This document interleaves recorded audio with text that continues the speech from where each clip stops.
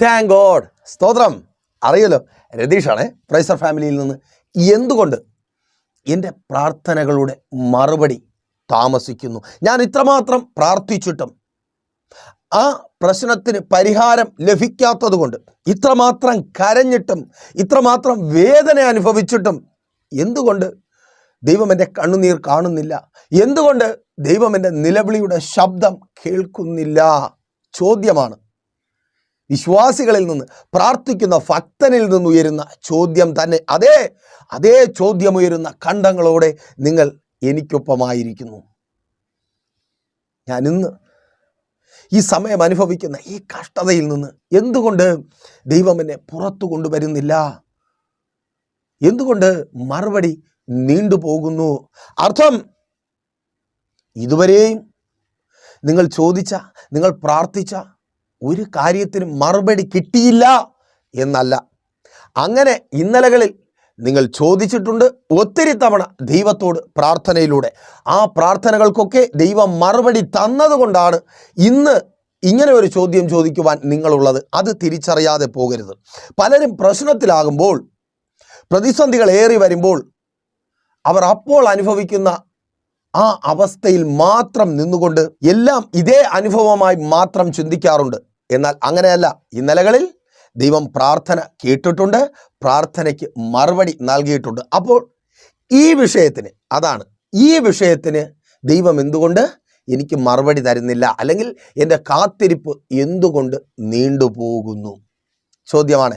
ഈ ചോദ്യത്തിന് മാനുഷികമായൊരു ഉത്തരം എൻ്റെ അറിവിലോ എക്സ്പീരിയൻസിലോ ഞാൻ അനുഭവിച്ചതുമായോ ബന്ധപ്പെടുത്തിയുള്ള ഒരു ഉത്തരം ഒരിക്കലും നിങ്ങളെ തൃപ്തിപ്പെടുത്തത്തില്ല.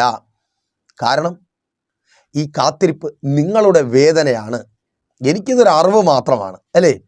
നിങ്ങളിൽ പലരും പ്രൈസർ ഫാമിലിയിലേക്ക് ഫോൺ ചെയ്യുമ്പോൾ വേദനയോടെ പറയുന്ന ഒരു സഹജീവി ആയതുകൊണ്ട് വേദനയോടെ ഞാൻ കേൾക്കുന്ന ഒരു അറിവ് മാത്രമാണ്. എന്നാൽ നിങ്ങളത് അനുഭവിക്കുന്നവരാണ്. ആ അനുഭവം കണ്ണുനീരായി പുറത്തു വരുന്നുണ്ട്, നിന്ദയായി മാറുന്നുണ്ട്, അപമാനമായി മാറുന്നുണ്ട്, സഹിക്കുവാൻ കഴിയാതെ ആകുന്നുണ്ട്. ഇനി എന്തിനിങ്ങനെ ജീവിക്കുന്നു എന്നുപോലും ചിന്തിക്കുന്ന അളവിൽ. കാരണം ദൈവവും എന്നെ കൈവിട്ടോ, എനിക്കൊപ്പം ദൈവവുമില്ല, മനുഷ്യനില്ല, സഹായിക്കുവാൻ ആരുമില്ല. അതൊക്കെ നമുക്കറിയാം. അവിടെയൊക്കെ നമ്മെ താങ്ങി നിർത്തിയത്, നമ്മെ ശക്തിപ്പെടുത്തിയത് ദൈവം എന്നോട് കൂടെയുണ്ട്. ആരെന്നോട് കൂടെ ഇല്ലെങ്കിലും എന്തു ധൈര്യത്തോടെ പറഞ്ഞിട്ടുള്ളത്, അല്ലേ? ഭാര്യയില്ലെങ്കിൽ, ഭർത്താവില്ലെങ്കിൽ, മക്കളില്ലെങ്കിൽ, ബന്ധുക്കളില്ലെങ്കിൽ, സുഹൃത്തുക്കളില്ലെങ്കിൽ എൻ്റെ ദൈവം എന്നോട് കൂടെയുണ്ട്. തീച്ചുളയിൽ തൻ്റെ ഭക്തന്മാർക്ക് വേണ്ടി ഇറങ്ങി നിന്ന ദൈവം സിംഹക്കുഴിയിൽ ഇറങ്ങി വന്ന് തൻ്റെ ഭക്തൻ ഇരയായി തീരാതിരിക്കുവാൻ തക്കവണ്ണം സിംഹത്തിൻ്റെ വായടച്ച ദൈവം, ആ ദൈവം എന്നോട് കൂടെയുണ്ട്. സന്തോഷത്തോടെ പറഞ്ഞിട്ടില്ലേ? ആ കൂടെ ഇരിക്കുമെന്ന് കരുതിയ ദൈവം കൂടിരുന്നു. കണ്ണുനീരിന് കാരണമായ പ്രശ്നത്തിന് പരിഹാരം ഉണ്ടാക്കി തരുന്നില്ല. വല്ലാത്തൊരവസ്ഥയാണ്.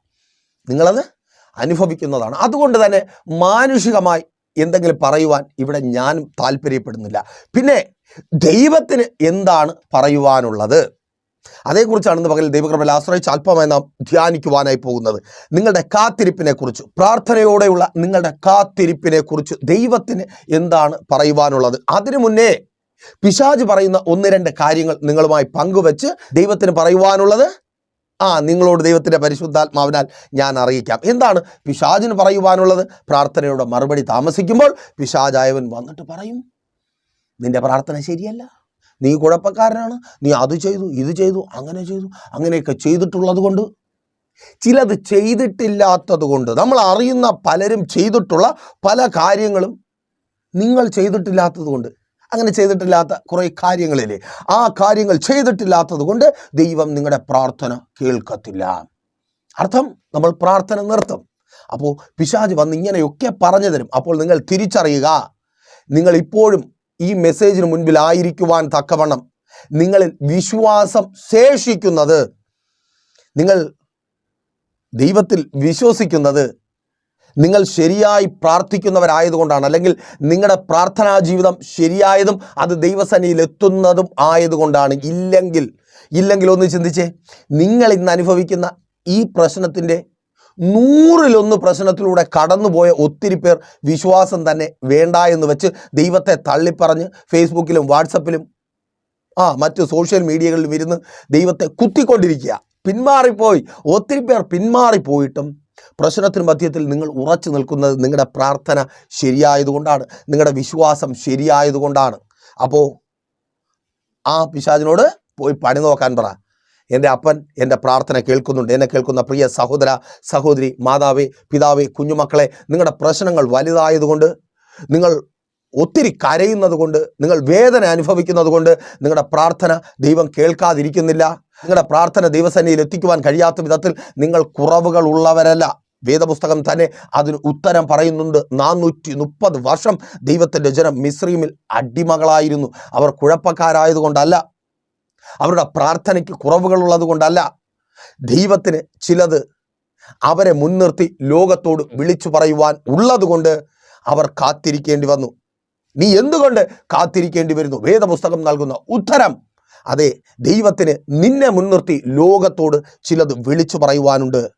ലോകം നിന്നിലേക്ക് ശ്രദ്ധിക്കുവാൻ തക്കവണ്ണം നീ ആയിരിക്കുന്ന അവസ്ഥയിൽ തുടരേണ്ടി വരുന്നു. ചില അവസ്ഥകളിലൂടെ നാം കടന്നു പോകുമ്പോൾ, അല്ലെങ്കിൽ ചില അവസ്ഥകളിൽ നാം ആയിരിക്കുമ്പോഴാണ് ലോകം നമ്മെ ശ്രദ്ധിക്കുന്നത്. അല്ലെങ്കിൽ അനേകായിരങ്ങളിൽ, അനേക ലക്ഷങ്ങളിൽ ഒരാൾ പോലെ നമ്മളും അങ്ങ് പോകും, നമ്മുടെ ജീവിതവും അങ്ങ് പോകും. എന്നാൽ ചില അവസ്ഥകളിൽ നാം ആയിരിക്കുമ്പോൾ, ചില കഷ്ടതയുടെ അനുഭവത്തിൽ നാം ആയിരിക്കുമ്പോൾ മറ്റുള്ളവർ നമ്മിലേക്ക് ശ്രദ്ധിക്കും, നമ്മെ നോക്കും.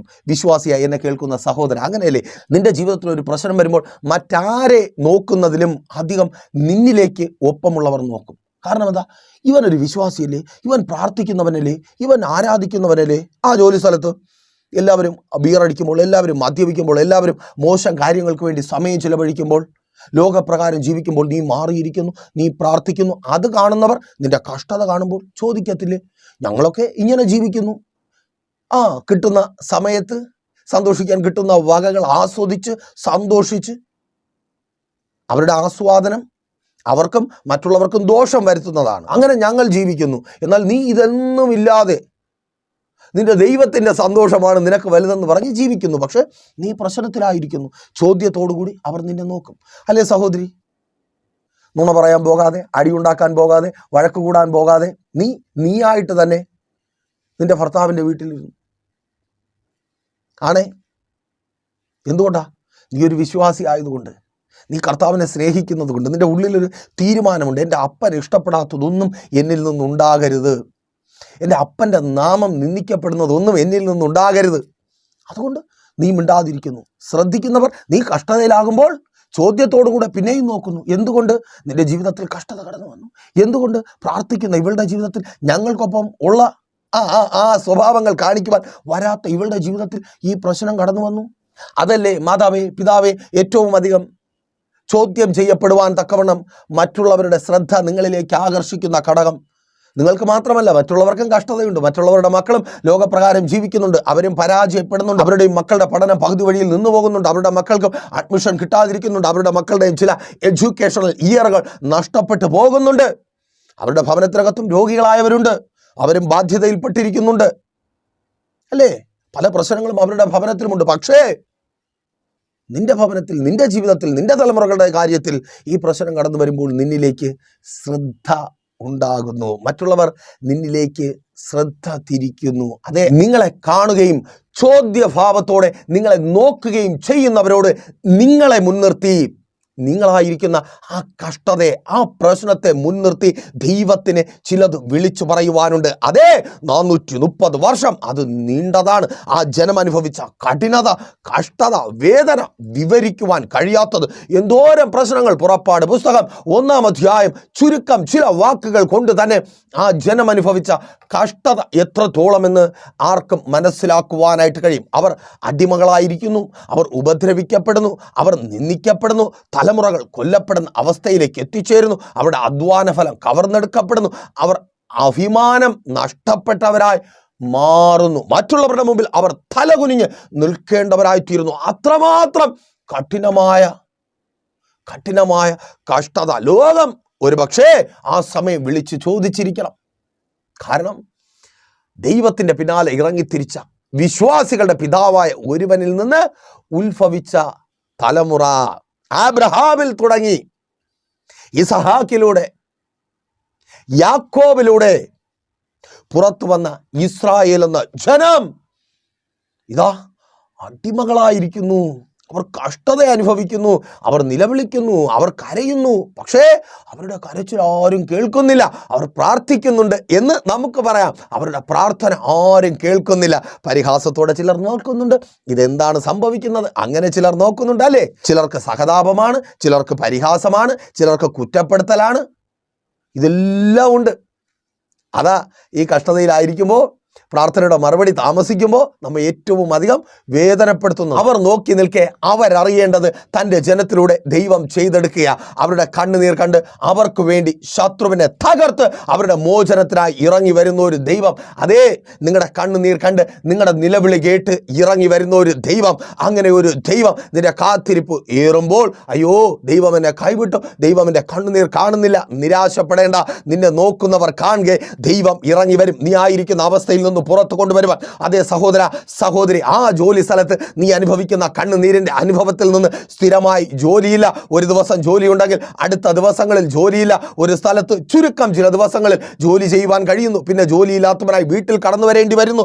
അതേ, പിന്നെയും ജോലി അന്വേഷിച്ച് അലയുന്ന അവസ്ഥ പ്രായമേറി വരുന്നു. അപമാനം, നിന്ന, പരിഹാസം, പലരും ഉള്ളം കൊണ്ട് ചിരിച്ച് നിന്റെ മുൻപിലായിരിക്കുന്നു. നിന്റെ ആവശ്യം കേൾക്കുവാൻ അവിധത്തിൽ നിരാശനായി ഓരോ തവണയും മടങ്ങി വരുമ്പോൾ ചോദിക്കുന്നുണ്ട്, ദൈവമേ ഇനി എന്നാണ് എൻ്റെ കാത്തിരിപ്പിന് അറുതി ഉണ്ടാകുന്നത്? എന്നാണ് എനിക്ക് സ്ഥിരമായൊരു ജോലി ലഭിക്കുന്നത്? എന്നാണ് എൻ്റെ ആവശ്യങ്ങൾക്കൊരു പൂർത്തീകരണം ഉണ്ടാകുന്നത്? എന്നാണ് ഞാൻ ആഗ്രഹിക്കുന്നതൊക്കെ ഇവിടെ നിന്ന്, ഈ രാജ്യത്തിൽ നിന്ന് നിന്റെ വാക്ക് കെട്ടിറങ്ങി തിരിച്ചു ഞാൻ കടന്നു വന്ന് ഈ രാജ്യത്തിൽ നിന്ന് എനിക്ക് പ്രാപിച്ചെടുക്കുവാൻ കഴിയുന്നത്? സഹോദര സഹോദരി, ചോദ്യം ഇതാണ്. വേദനയാണ്. ആ വേദന കാണുന്ന ഒത്തിരി പേരുണ്ട്. നീ പ്രതീക്ഷയോടെ വാരിക്കെട്ടിപ്പോയപ്പോൾ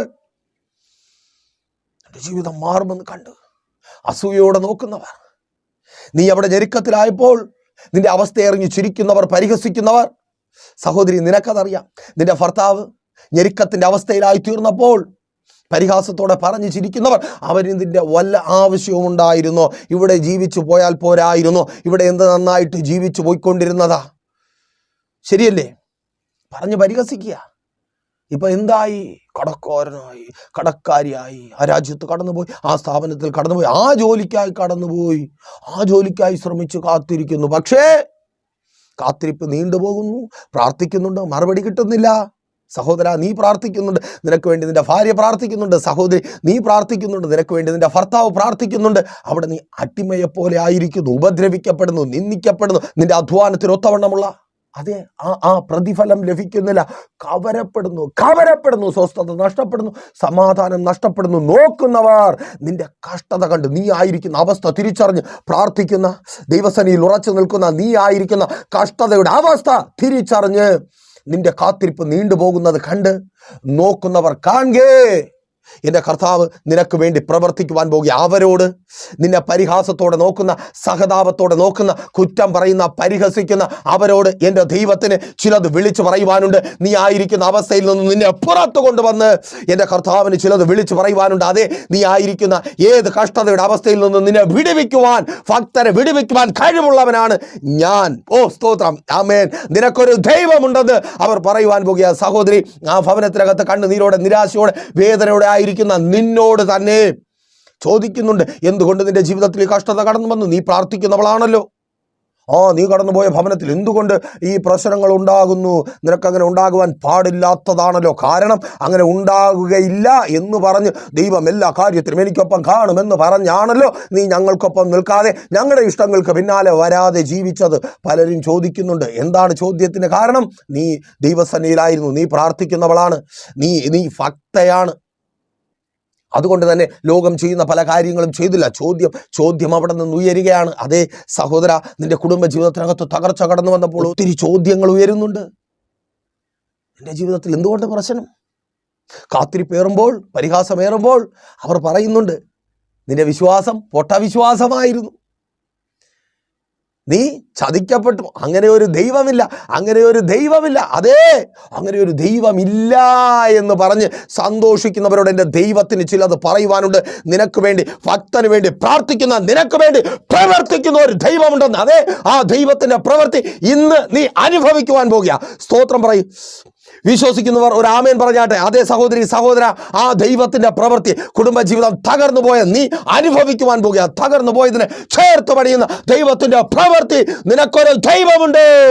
മണ്ണായി തീർന്നാലും ആ മണ്ണിൽ നിന്ന് നിന്നെ പുനർനിർമ്മിക്കുവാൻ കഴിവുള്ള ഒരു ദൈവം. ഓ താങ്ക് ഗോഡ്. തിരിച്ചറിയുന്നവർക്കായി ഞാൻ ദൈവത്തെ സ്തുതിക്കുന്നു. മാതാവേ, പിതാവേ, ആമേൻ. നിനക്കൊരു ദൈവമുണ്ട്.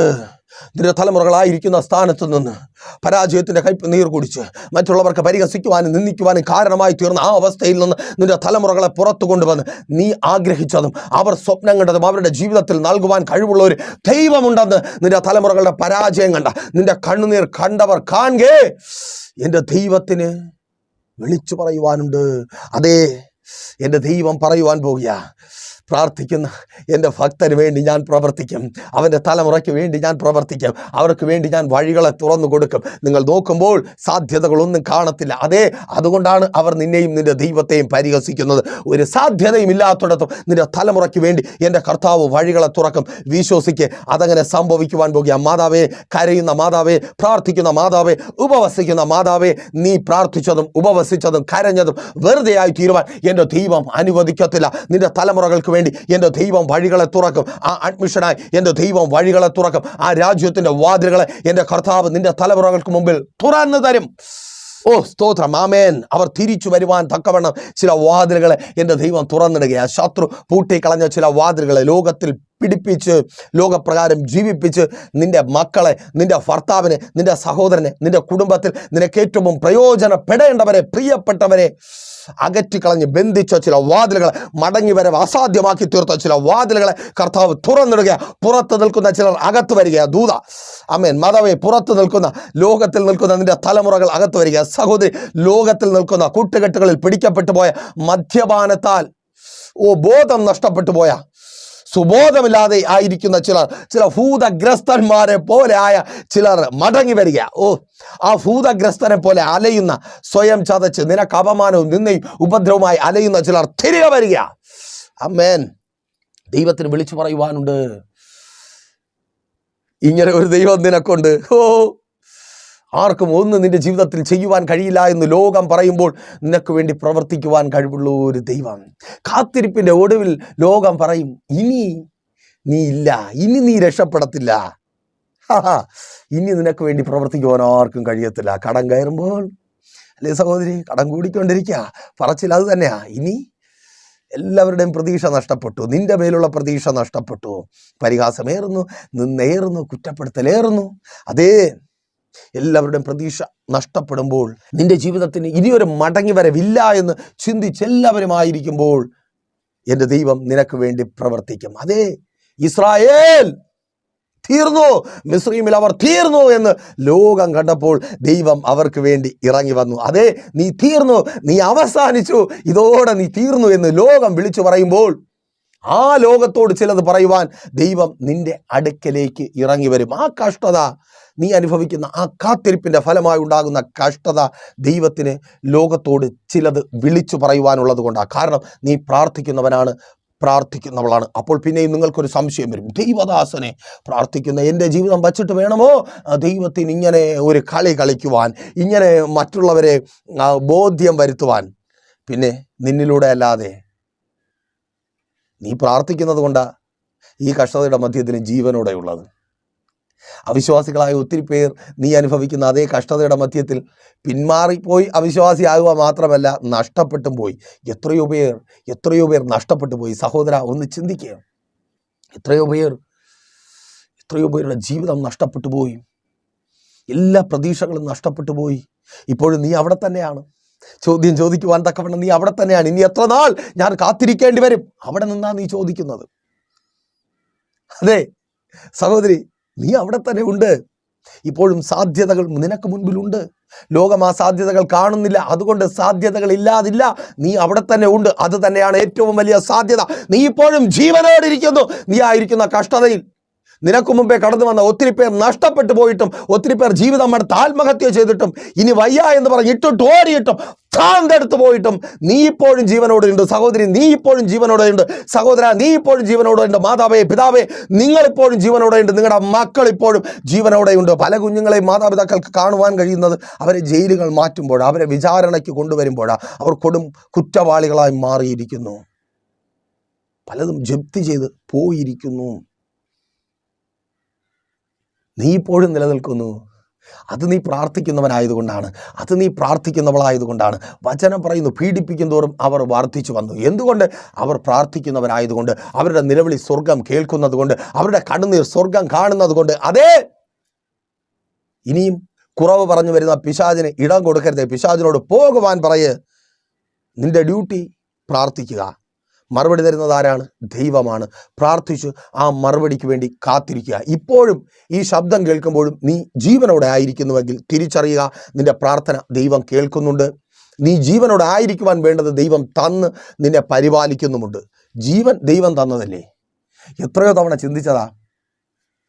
ആ രോഗക്കിടക്കയിലായപ്പോൾ സഹോദര, സഹോദരി ചിന്തിച്ചില്ലേ, ഇതോടെ എൻ്റെ കാറ്റ് പോയി കിട്ടും, ഈ രോഗക്കിടക്കയിൽ നിന്ന് ഞാൻ തിരികെ വരത്തില്ല. നിന്റെ തലമുറകളെക്കുറിച്ച് മാതാവേ, അവരുടെ കുഞ്ഞുനാളിൽ കടന്നു വന്ന ആ രോഗം ഒന്ന് ചിന്തിച്ചേ. ഈ രോഗത്തിൽ തന്നെ എൻ്റെ കുഞ്ഞ് അവസാനിച്ചു പോകും. അവസാനിച്ചോ? ഇന്നും കൂടെ ഇല്ലേ? ആമേൻ. അപ്പോൾ ദൈവം പ്രാർത്ഥന കേൾക്കുന്നുണ്ട്, നിങ്ങളെ നിലനിർത്തുന്നുണ്ട്.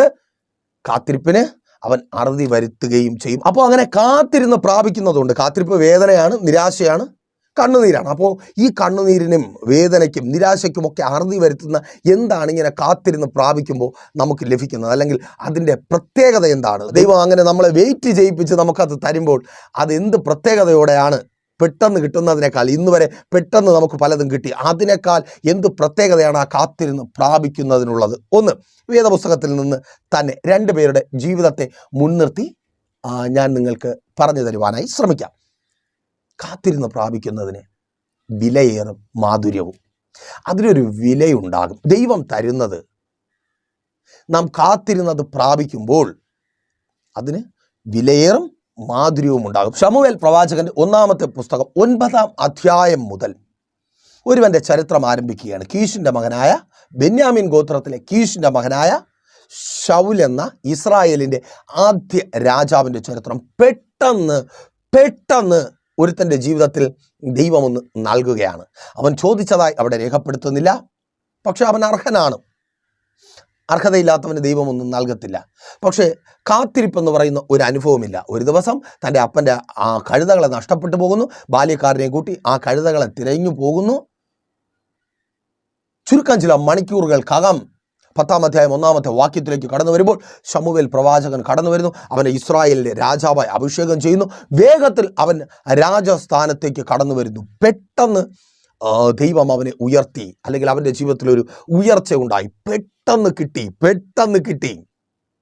തുടർന്ന് ബൈബിൾ വായിക്കുമ്പോൾ നിങ്ങൾക്ക് മനസ്സിലാക്കുവാനായിട്ട് കഴിയും, പെട്ടെന്ന് കിട്ടിയത് പെട്ടെന്ന് തന്നെ നഷ്ടപ്പെട്ടു പോവുകയും ചെയ്തു. ഇസ്രായേലിലെ 1-ാമത്തെ രാജാവ്, വേദപുസ്തകം പഠിക്കുന്നവർക്കറിയാം, അതൊരു ദുരന്തമായിരുന്നു. ശൗലിൻ്റെ ചരിത്രം ഒരു ദുരന്തമായിരുന്നു. ജീവിതം ഒരു ദുരന്തമായിരുന്നു. മരണം പോലും ഒരു ദുരന്തമായിരുന്നു. ദൈവത്തിൻ്റെ ഏറ്റവും വലിയ ശത്രുവായി ശൗൽ തന്നെ മാറുന്നു. ദൈവത്തെ അനുസരിക്കാത്തവനായി ശൗൽ തന്നെ മാറുന്നു.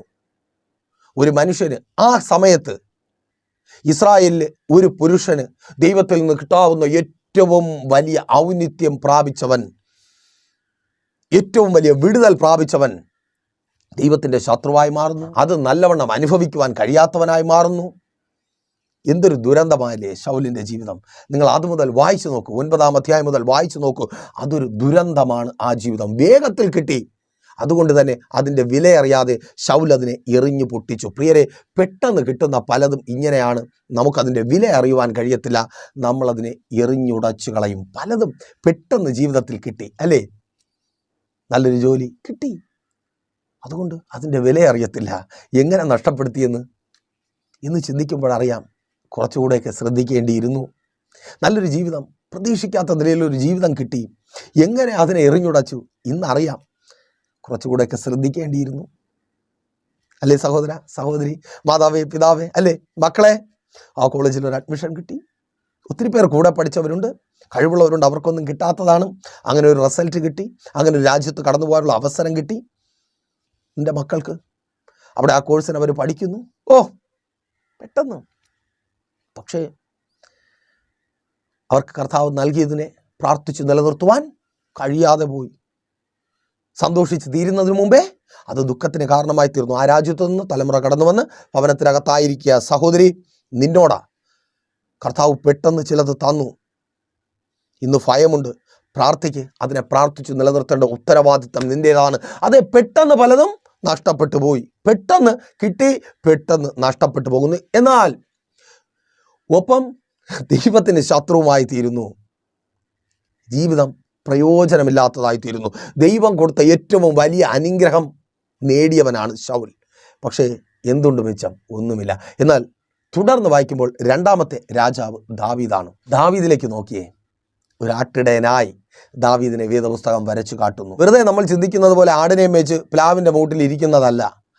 കാനന മധ്യത്തിലാണ്, വെളിംപ്രദേശമാണ് കാനന മധ്യത്തിലെ വെളിംപ്രദേശം. അവിടെ സിംഹമുണ്ട്, കരടിയുണ്ട്. 17-ാം അധ്യായം അത് നമുക്ക് കാണിച്ചു തരുന്നുണ്ട്. അത്രമാത്രം സ്ട്രഗിൾ ചെയ്യുന്ന ദാവീദ്, അവിടെയും ദാവീദ് ദൈവത്തെ സ്തുതിക്കുകയും ആരാധിക്കുകയും ചെയ്തുകൊണ്ടിരിക്കുക. അപ്പോൾ ഒരുപക്ഷെ നിങ്ങൾ ചോദിച്ചേക്കാം, ദൈവദാസനെ ദാവീദ് ആരാധിക്കുകയും സ്തുതിക്കുകയുമാണല്ലോ ചെയ്യുന്നത്, രാജാവാകാനൊന്നും പ്രാർത്ഥിച്ചില്ലല്ലോ, അല്ലെങ്കിൽ രാജാവിൻ്റെ ആവശ്യം അതായിരുന്നില്ലല്ലോ. സഹോദര, സഹോദരി, നിന്റെ പ്രാർത്ഥനയ്ക്ക് ദൈവം തരുന്ന മറുപടിയാണ് ഏറ്റവും വലിയ അനുഗ്രഹം. നീ ചോദിച്ചാലും ചോദിച്ചില്ലെങ്കിലും നീ പ്രാർത്ഥിക്കുന്നവനാണോ, നീ ആരാധിക്കുന്നവനാണോ, നീ ദൈവത്തിൻ്റെ സന്നിധിയിൽ മുട്ടുമടക്കുന്നവനാണോ, നിനക്ക് ദൈവം തരുന്നത് ഏറ്റവും വലിയതാണ്. ദൈവത്തിന് നിന്റെ ജീവിതത്തിൽ ചെയ്യുവാൻ വലിയ കാര്യങ്ങൾ മാത്രമേ ഉള്ളൂ. Thank God. അതേ സഹോദര, സഹോദരി, അതേ വലിയ കാര്യങ്ങൾ നിന്റെ ജീവിതത്തിൽ ചെയ്തു തരുവാൻ എൻ്റെ ദൈവം ആഗ്രഹിക്കുന്നു. ദാവീദ് പ്രാർത്ഥിക്കുന്നു, ദൈവം തൻ്റെ പ്രവാചകനെ അയച്ച് അഭിഷേകം ചെയ്യുന്നു. പിറ്റേന്ന് ദാവീദ് സിംഹാസനത്തിലെത്തുന്നില്ല, ഫിലിസ്ത്യനായ ഗോലിയാത്തിനോട് യുദ്ധം ചെയ്യുന്നു. 16 മുതലുള്ള അധ്യായങ്ങളിലെ കാര്യമാണ് ഞാൻ ഈ പറഞ്ഞുകൊണ്ടിരിക്കുന്നത്. തുടർന്ന് ഫിലിസ്ത്യരോട് യുദ്ധം ചെയ്യുന്നു. രാജസ്ഥാനത്തിൽ ഇരിക്കുവാൻ കഴിയുന്നില്ല. അധികാരം ലഭിച്ചുവെങ്കിലും കൊല്ലപ്പെടുന്നവനായി ഓടി അലയുന്ന അവസ്ഥ, കൊലവിളിയുടെ മധ്യത്തിൽ ഓടി അലയുന്ന അവസ്ഥ. ആരാണോ തന്നെ ആ സിംഹാസനത്തിലേക്ക് കരം പിടിച്ച് നടത്തേണ്ടത് അവൻ തന്നെ കൊല്ലുവാനായി കടന്നു വരുന്നു.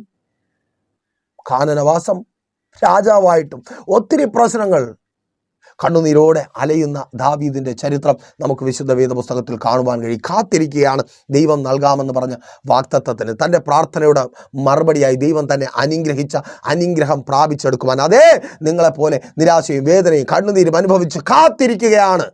ആ കാത്തിരുന്ന് ദാവീദിന് കിട്ടിയത്, ആമേൻ, അവൻ്റെ പേര് മാറ്റി ശൗലിനെ പറയും പോലെയല്ല ദാവീദിനെ കുറിച്ച് പറയുന്നത്. സ്തോത്രം. ദാവീദ് ദൈവത്തിൻ്റെ ഹൃദയപ്രകാരമുള്ളവൻ, കാത്തിരുന്ന് പ്രാപിക്കുന്നവൻ. ദൈവത്തിൻ്റെ ശത്രുവല്ല, അവൻ ദൈവത്തിൻ്റെ സ്നേഹിതനാണ്. സഹോദര, സഹോദരി, നീ കാത്തിരുന്ന് ചിലത് ദൈവത്തിൽ നിന്ന് പ്രാപിച്ചെടുക്കുമ്പോൾ നീ ദൈവത്തിൻ്റെ ശത്രുവാകത്തില്ല, നീ ദൈവത്തിൻ്റെ സ്നേഹിതനാകും, നീ ദൈവത്തിൻ്റെ പ്രിയപ്പെട്ടവനാകും, ദൈവത്തിൻ്റെ ഹൃദയപ്രകാരമുള്ളവനായി മാറും, ദൈവത്തോട് ചേർത്ത് നിൽക്കുന്നവനായി മാറും. അതേ, കാത്തിരിപ്പ് നിന്നെ ദൈവത്തിന് കൊള്ളാകുന്നവനായി മാറും. നോക്ക്, ശൗലിൻ്റെ ജീവിതത്തിലും പ്രശ്നങ്ങളുണ്ടായി എന്ന് പറഞ്ഞ് ദാവീദിൻ്റെ ജീവിതത്തിൽ പ്രശ്നമുണ്ടായില്ലെന്നല്ല. വലിയ പാപം ദാവീദിൻ്റെ ജീവിതത്തിൽ കടന്നു വരുന്നു, വലിയ വീഴ്ച കടന്നു വരുന്നു. ഞാനിങ്ങനെ പലപ്പോഴും പറയാറുണ്ട്, ഒറ്റയടിക്ക് 5 കൽപ്പനകളെ ലംഘിച്ച ദാവീദിനെ പോലെ ഒരുത്തനെ വേദപുസ്തകം നോക്കിയാൽ നമുക്ക് കാണുവാൻ കഴിയത്തില്ല. എന്നിട്ടും ദാവീദ് ദൈവത്തിൻ്റെ ഹൃദയപ്രകാരമുള്ളവനായിരുന്നു. എന്തുകൊണ്ട്? കാത്തിരുന്ന ദാവീദിന് ദൈവത്തിൻ്റെ സ്നേഹം അറിയുവാൻ കഴിഞ്ഞു. അതുകൊണ്ട് ആ ദൈവത്തിൻ്റെ സന്നിധിയിൽ തൻ്റെ കുറവുകളെ ഏറ്റുപറഞ്ഞ് തിരികെ വരുവാൻ ദാവീദിന് കഴിഞ്ഞു. അതേ പ്രിയരെ, നിങ്ങളുടെ കാത്തിരിപ്പ് നിങ്ങളും ദൈവവുമായി ശരിയായൊരു ബന്ധമുണ്ടാകും. നിങ്ങൾ നഷ്ടപ്പെട്ടു പോകാത്തവരായി മാറും. നിങ്ങൾക്ക് ദൈവം തരുന്നത് വിലയേറിയതും നിലനിൽക്കുന്നതുമായി മാറും. സ്തോത്രം. അങ്ങനെയല്ലേ? മക്കൾക്ക് ചോദിക്കുന്നത് കിട്ടിയാൽ മതി, പക്ഷേ കൊടുക്കുന്ന അപ്പനും അമ്മയ്ക്കോ അതവർക്ക് പ്രയോജനപ്പെടണം, അത് നല്ലതായിരിക്കണം. അതിനല്പം സമയം വേണം. ആലോചിച്ച് തീരുമാനമെടുക്കുവാൻ എല്ലാ അപ്പനും അമ്മയ്ക്കും സമയം വേണം. വേണ്ടേ അമ്മേ, വേണ്ടേ അപ്പ, സമയം വേണം. നിങ്ങൾക്ക് സമയം വേണം, എനിക്ക് സമയം വേണം. എൻ്റെ കുഞ്ഞ് പെട്ടെന്ന് ചോദിക്കും എന്തെങ്കിലും കണ്ടാൽ, പക്ഷേ എനിക്ക് സമയം വേണം. അതവന് ശരിയാകുമോ? അതവന് ഉപയോഗിക്കുവാൻ കഴിയുമോ? അതവന് പ്രയോജനപ്പെടുമോ? അതവന് നന്മയാണോ, നല്ലതാണോ, അവനതിന് പ്രാപ്തനാണോ, അതവന് പ്രയോജനപ്പെടുത്തുവാൻ കഴിയുമോ? എനിക്കൊത്തിരി ചോദ്യങ്ങളുണ്ട്. നിങ്ങൾ ദൈവത്തിൻ്റെ സന്നിധിയിൽ നിങ്ങളുടെ ആഗ്രഹങ്ങൾ അറിയിക്കുമ്പോൾ ദൈവത്തിന് ഒത്തിരി ചോദ്യങ്ങളുണ്ട്. ആ ചോദ്യങ്ങൾക്കെല്ലാം ഉത്തരമായി ഏറ്റവും നല്ലത് നൽകി കർത്താവ് നിങ്ങളെ മാനിക്കും. പ്രിയരെ, കാത്തിരിപ്പ് അത് വേദനയാണ്, കഷ്ടതയാണ്. അതേ, ഞാൻ സമ്മതിക്കുന്നു. ആ വേദനയും കഷ്ടതയും നിങ്ങളിൽ നിന്ന് നീങ്ങിപ്പോകട്ടെ. ഞാൻ പ്രാർത്ഥിക്കുന്നു. അർത്ഥം ദൈവം നിങ്ങളെ കൈവിട്ടു എന്നല്ല, ദൈവം നിങ്ങളുടെ പ്രാർത്ഥന കേൾക്കാതിരിക്കുന്നു എന്നല്ല. ഏറ്റവും നല്ലത്, ദൈവം നിങ്ങൾക്ക് നൽകുന്ന ഏറ്റവും നല്ലത്, നല്ല രീതിയിൽ പ്രയോജനപ്പെടുവാൻ, ഒരു ആത്മീക വളർച്ച ഉള്ളവരായി, ആത്മീക പക്വത ഉള്ളവരായി മാറുവാൻ ദൈവം വെയിറ്റ് ചെയ്യുകയാണ്. അതെ, ഈ കാത്തിരിപ്പ് വെറുതെ അല്ല. ഏറ്റവും നല്ലത് നിങ്ങൾ പ്രാപിക്കും, അത് നിങ്ങൾ അനുഭവിക്കും. നിങ്ങളെ മുൻനിർത്തി കർത്താവിന് ലോകത്തോട് പറയുവാനുള്ളത് അവൻ പറയും, അവരത് കേൾക്കും. നിനക്കൊരു ദൈവമുണ്ട്, അവൻ നിന്നെ കൈവിട്ടിട്ടില്ല. ഏത് കഷ്ടതയുടെ മധ്യത്തിൽ നീ ആയിപ്പോയോ അവിടെ നിന്ന് എൻ്റെ ദൈവത്തിന് നിന്നെ പുറത്തു കൊണ്ടുവരുവാൻ കഴിയും. അതുകൊണ്ട് നീ വിശ്വാസിയാണെങ്കിൽ, ഭക്തനാണെങ്കിൽ, അതുകൊണ്ടാണ് കാത്തിരിപ്പ്. ഒത്തിരി പേർ വീണുപോയി. നീ ഇപ്പോഴും നിലനിൽക്കുന്നതും കാത്തിരിക്കുന്നതും നീ ഭക്തനായതുകൊണ്ടും നിന്റെ പ്രാർത്ഥന ദൈവം കേൾക്കുന്നത് കൊണ്ടും ദൈവം നിന്നോട് കൂടെ ഉള്ളത് കൊണ്ടുമാണ്. തിരിച്ചറിയ്, ഭാരപ്പെടരുതേ. കർത്താവ് നിങ്ങളുടെ കാത്തിരിപ്പുകൾക്ക് ശുഭ പര്യവസാനം വരുത്തും. അതേ, ഏറ്റവും നല്ലത് നൽകി നിങ്ങളെ മാനിക്കും. വേഗത്തിൽ ആ ഏറ്റവും നല്ലത് പ്രാപിച്ചെടുക്കുവാൻ കർത്താവ് നിങ്ങളെ ഒരുക്കട്ടെ. അപ്പോൾ മെസ്സേജ് നിങ്ങൾക്ക് അനുഗ്രഹമായെന്ന് കരുതുന്നു. അനുഗ്രഹമായെങ്കിലും ചെയ്യും. നിങ്ങൾ അറിയുന്ന ഒത്തിരി പേരിലേക്ക് മെസ്സേജ് ഷെയർ ചെയ്യുക. അതുപോലെ തന്നെ ഒരു പ്രാർത്ഥനാ വിഷയമായി നിങ്ങൾ വല്ലാതെ ഭാരപ്പെട്ട് തളർന്നായിരിക്കുന്നുവെങ്കിൽ ധൈര്യമായി പ്രൈസ് ഫോർ ഫാമിലിയിലേക്ക് നിങ്ങളുടെ പ്രാർത്ഥനാ വിഷയങ്ങൾ അറിയിക്കുക. നമുക്ക് ഒരുമിച്ച് പ്രാർത്ഥിക്കാം. പ്രിയരെ, നിങ്ങളെ ശക്തിപ്പെടുത്തുവാനും ദൈവം ആഗ്രഹിക്കുന്നത് പോലെ അത് പ്രാപിച്ചെടുക്കുവാനുള്ള വളർച്ച, ആത്മീയ പക്വത നിങ്ങളിൽ ഉണ്ടാകുവാനും നിങ്ങളെ അങ്ങനെ ആക്കിയെടുക്കുവാനും കർത്താവ് ഞങ്ങളെ ഒരുക്കും. അനേകരുടെ ജീവിതങ്ങളെ അങ്ങനെ പണിതെടുക്കുവാൻ കർത്താവ് ഞങ്ങളെ പ്രയോജനപ്പെടുത്തുന്നത് പോലെ. അതുകൊണ്ട് കോൺടാക്ട് ചെയ്യുക. കണ്ണടച്ചോ. ഞങ്ങളുടെ വിശ്വസ്ത കർത്താവെ, നല്ല ദൈവമേ, അനുഗ്രഹീതമായിരിക്കുന്ന നല്ല സമയം, കാത്തിരിപ്പ് ഏറുന്നു, കണ്ണുനീർ കൂടുന്നു, വേദന അധികരിക്കുന്നു. അപ്പാ, ഇവരങ്ങയുടെ കരങ്ങളിൽ ഏൽപ്പിക്കുന്നു. ഇന്ന് ചില കാത്തിരിപ്പുകൾക്ക് അറുതി ഉണ്ടാകട്ടെ. തൊഴിലില്ലാതെ, ജോലി സംബന്ധമായി ഭാരപ്പെട്ട്, വരുമാന മാർഗങ്ങൾ നഷ്ടപ്പെട്ട്, സ്തോത്രം, പുതിയതിനായി നല്ലതിനായി കാത്തിരിക്കുന്നവരുടെ കാത്തിരിപ്പുകൾക്ക് ഇന്ന് അറുതി ഉണ്ടാകട്ടെ. പ്രാർത്ഥിച്ചാട്ടെ. ആ കാത്തിരിപ്പിന് അറുതി ഉണ്ടാകുവാൻ പോകുക. അതേ സഹോദര, സഹോദരി, ജോലി സ്ഥലത്ത് നിനക്ക് വിരോധമായി എഴുന്നു വരുന്ന ശത്രുവിൻ്റെ പദ്ധതികൾ തകർക്കപ്പെടുവാൻ പോകുക. ജോലി സ്ഥിരത ഉണ്ടാകുവാൻ പോകുക. അതേ, സ്ഥിരമായി നിനക്ക് ജോലി ഉണ്ടാകുവാൻ പോകുക. സ്തോത്രം. ആ ജോലി സ്ഥലത്ത് നാട്ടി ഓടിക്കപ്പെടുന്ന അവസ്ഥയ്ക്ക് മാറ്റമുണ്ടാകുവാൻ പോകുക. യേശുവിൻ നാമത്തിൽ വഴി തുറക്കപ്പെടുക. പ്രാർത്ഥിക്കുക. യേശുവിൻ നാമത്തിൽ അതങ്ങനെ സംഭവിക്കുന്ന കൃപയ്ക്കായി കരം നീട്ടി വാങ്ങുവാൻ തക്കവണ്ണം അധ്വാനിക്കുവാൻ ആ ഫീൽഡ് ഒരുങ്ങപ്പെടുക, ജോലി സ്ഥലങ്ങൾ ഒരുങ്ങപ്പെടുക. Thank God. ആ കെട്ട് പൊട്ടുക. യേശുവിൻ നാമത്തിൽ ബാധ്യതകൾ തീരുക, എല്ലാ കടഭാരങ്ങൾ മാറുക, വഴികൾ തുറക്കപ്പെടുക. പ്രാർത്ഥിച്ചാട്ടെ. കടമുഖാന്തരമുള്ള നിന്ന മാറുക, അപമാനം മാറുക. പലിശക്കടങ്ങൾ മാറിപ്പോകുക, ജപ്തി നോട്ടീസുകൾ മാറിപ്പോകുക, ആ ദാരിദ്ര്യം മാറുക, ഇല്ലായ്മ മാറുക. പ്രാർത്ഥിക്കുക സഹോദരി, പ്രാർത്ഥിക്കുക. അടുക്കളയിൽ നിന്ന് പ്രാർത്ഥിക്കുക. ആ ദാരിദ്ര്യം മാറുക.